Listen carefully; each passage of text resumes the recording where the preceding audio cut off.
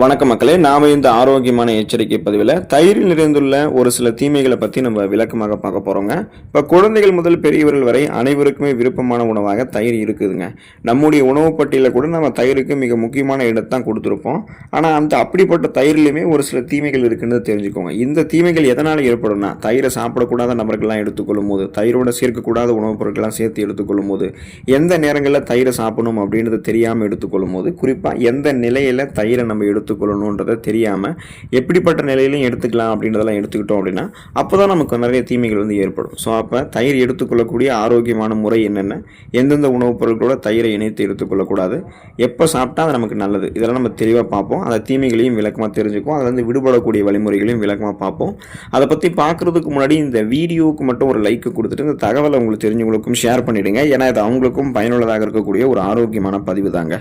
இது போன்ற அப்டேட்ஸ்களை நீங்கள் தொடர்ந்து பார்க்குறதுக்கு நம்மளுடைய ஹெல்த் நியூஸ் தமிழ் சேனலை மறக்காம சப்ஸ்கிரைப் பண்ணி வச்சுக்கோங்க. பக்கத்தில் இருக்கக்கூடிய பெல் பட்டனையும் கிளிக் பண்ணி ஆல் அப்படின்ற ஆப்ஷனையும் செட் பண்ணி வச்சுக்கிட்டீங்க அப்படின்னா நாங்கள் போடக்கூடிய எல்லா அப்டேட்ஸும் உங்களுக்கு நோட்டிஃபிகேஷன் அடிக்கடி சேரும். சரி வாங்க மக்களே, இப்போ வீடியோக்குள்ளே போயிடலாம். இப்போ நம்ம தயிர் எடுத்துக்கிறோம் அப்படின்னா எல்லா நேரங்களிலுமே கால நேரம் பார்க்காம நம்ம தயிரை சாப்பிட்டோம் அப்படின்னா அந்த மாதிரி நம்ம தயிர் சாப்பிட்றதா நமக்கு பல பிரச்சனைகள் ஏற்படுத்தும் அப்படின்றத மருத்துவர்கள் குறிப்பிடுறாங்க.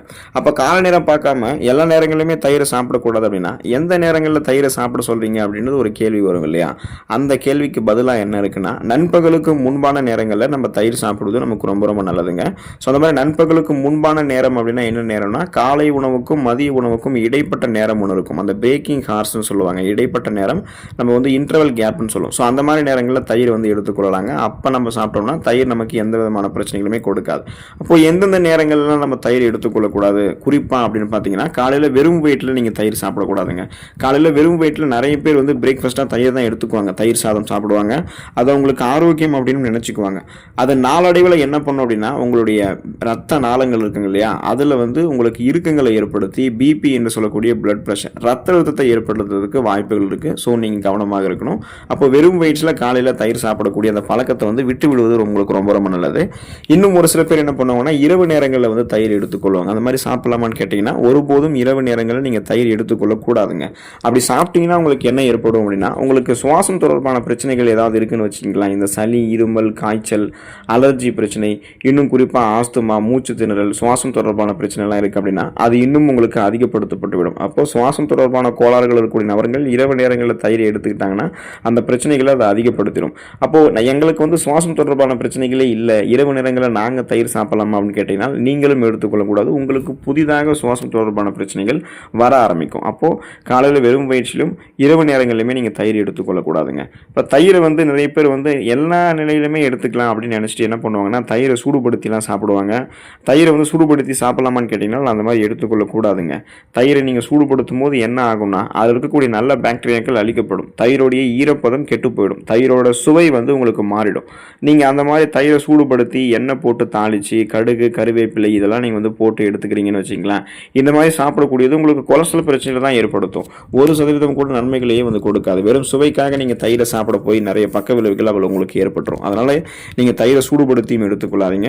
இப்போ நீங்கள் தயிரோடு நீங்கள் ஏதாவது எடுத்துக்கணும், சேர்த்து சாப்பிடணும் அப்படின்னா சர்க்கரை மட்டுமே தயிரோடு நீங்கள் கலந்து எடுத்துக்கொள்ளலாங்க. தயிரோடு நீங்கள் கொஞ்சமாக சர்க்கரை கலந்து எடுத்துக்கிட்டிங்கன்னா அது உடனடியாக உங்களுடைய உடலுக்கு ஆற்றலை கொடுக்கும். உடனே ஃபாஸ்ட்டாக எனர்ஜி கொடுக்கும். இப்போ நீங்கள் நம்ம தயிர் எடுத்துக்கொள்ளக்கூடிய நிலையை பற்றி நம்ம தெரிஞ்சுக்கணும். எப்போதுமே நம்ம உறைந்து இருக்கக்கூடிய தயிரை தான் நம்ம எடுத்துக்கணுங்க.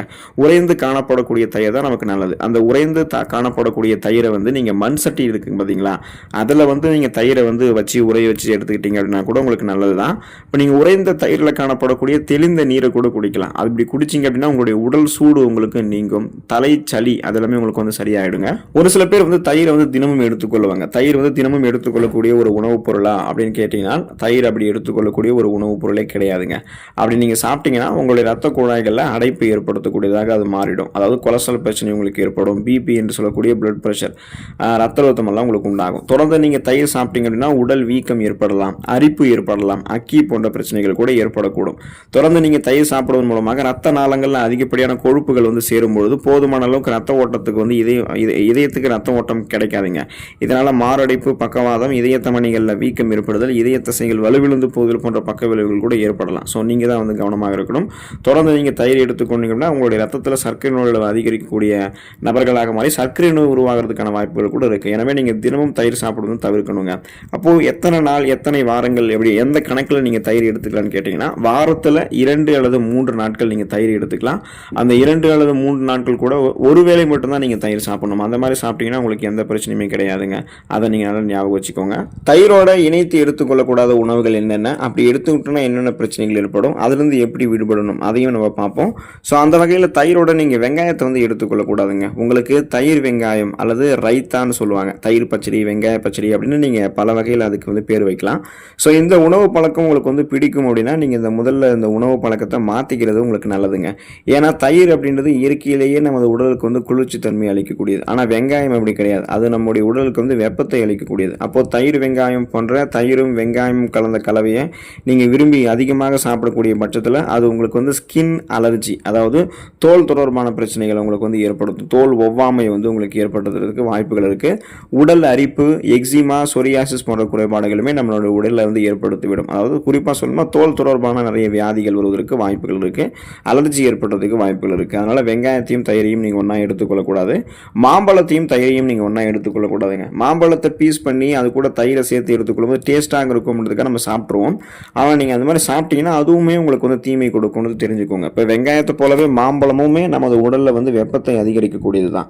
இப்போ தயிரோட நீங்கள் மாம்பழத்தை தொடர்ந்து சேர்த்து சாப்பிட்டு வரீங்க அப்படின்னா உங்களுக்கு ஸ்கின் டிசீஸ், தோல் சம்பந்தமான நோய்கள், உடலினுடைய செயல்பாடுகள் தடைப்படுதல் போன்ற பாதிப்புகள் ஏற்படுவதற்கு வாய்ப்புகள் இருக்குது. அதனால் மாம்பழத்தையும் தயிரையும் நீங்கள் ஒன்றா எடுத்துக்கொள்ளக்கூடாது. மீனையும் தயிரையும் நீங்கள் எப்போதுமே ஒன்றா எடுத்துக்கொள்ளவே கூடாதுங்க. இப்போ தயிர் அப்படின்றது புரோட்டீன் அதிகமாக இருக்கக்கூடிய ஒரு உணவுப் பொருள். ஹை புரோட்டீன்ஸ் இருக்குது, உயர்தர புரதம் அதில் வந்து இருக்குது. இது மாடுகள் வந்து பெறப்படுவதால் இது விலங்கு வகை புரதத்தை சேர்ந்ததுங்க. அதே போல் மீனில் அதிக அளவில் புரதம் இருக்குங்க. இதுவுமே விலங்கு வகை புரதம் தான். எப்போதுமே நம்ம புரதம் எடுத்துக்கிறோம் அப்படின்னா ஒரு விலங்கு வகை புரதத்தோட இன்னொரு விலங்கு வகை புரதத்தை சாப்பிடக்கூடாது, அல்லது தாவர வகை புரதத்தோட இன்னொரு தாவர வகை புரதத்தையும் சேர்த்து சாப்பிடக்கூடாது. இது என்ன பண்ணும் அப்படின்னா புரோட்டீனுடைய எண்ணிக்கையை அதிகப்படுத்துறதால செரிமானத்தை பாதிச்சிடும். அப்போ நம்முடைய உடம்புகளில் பல்வேறு பாதிப்புகளை ஏற்படுத்தும். தயிரோட நீங்கள் மீன் சேர்த்து சாப்பிட்டீங்கன்னா அஜீரண கோளாறு உங்களுக்கு ஏற்படும், வயிறு தொடர்பான உடல் உபாதைகள் ஏற்படும், ஆங்காங்கே வெண்மை நிற திட்டுக்கள், தோல் தொடர்பான குறைபாட்டு நோய்கள் உங்களுக்கு ஏற்படுறதுக்குமே வாய்ப்புகள் இருக்குது. ஸோ தயிரோட நீங்கள் என்ன பண்ணக்கூடாதுன்னா மீனை எப்போதுமே எடுத்துக்கொள்ளக்கூடாது.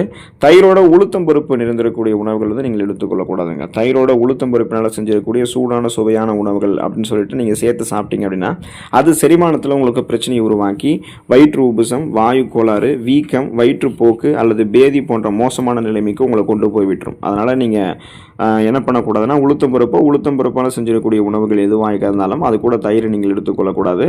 எண்ணெய் நிறைந்திருக்கக்கூடிய உணவுகள், ஆயில் ஃபுட்ஸ் இருக்குது பார்த்தீங்களா, அது கூட நீங்கள் வந்து தயிரை எடுத்துக்கொள்ளக்கூடாதுங்க. எண்ணெயில் வறுத்த பொரித்த உணவுகளோட நீங்கள் புரோட்டீன் அதிகமாக இருக்கக்கூடிய தயிரை சாப்பிடும்போது அது செரிமானத்தை வந்து தாமதப்படுத்துறது மட்டும் இல்லாமல் உங்களை வந்து விரைவில் சோர்வடைய வச்சிடும்.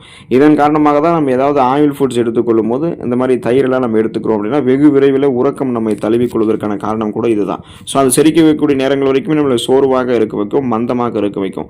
ஸோ நீங்கள் என்ன பண்ணக்கூடாதுன்னா இந்த மாதிரி உணவுகளோட தயிரை ஒன்றா சேர்த்து எடுத்துக்கொள்ளக்கூடாதுங்க. ஸோ தயிரை ஆரோக்கியமான உணவுப் பொருட்களோட மட்டுமே எடுத்துக்கோங்க. தயிரை வந்து நீங்கள் ஆரோக்கியமான நேரங்களில் மட்டுமே எடுத்துக்கோங்க. இதில் இருக்கக்கூடிய நன்மைகளை மட்டுமே பெற்று நலம் பெற்று ஆரோக்கியமாக இருங்க. அடுத்த ஆரோக்கியமான பதிவில் மறக்காமல் சந்திப்போம். நன்றி மக்களே.